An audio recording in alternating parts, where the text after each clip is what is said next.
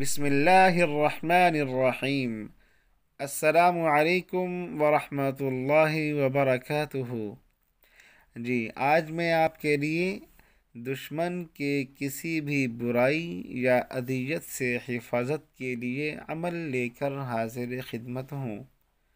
اگر کسی شخص کو کسی دشمن کی جانب سے کسی طرح کی مصیبت پہنچنے کی خبر پہنچے تو فوراً 3 مرتبہ اس آیت کو پڑھ لیں۔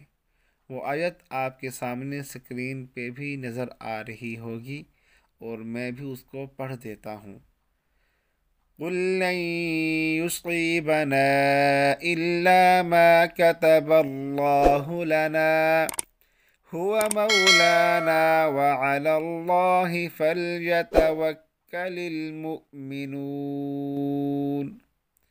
اس آیت کو 3 مرتبہ فوراً پڑھ لیں، انشاءاللہ کبھی کوئی برائی یا اذیت نہیں پہنچا سکے گا۔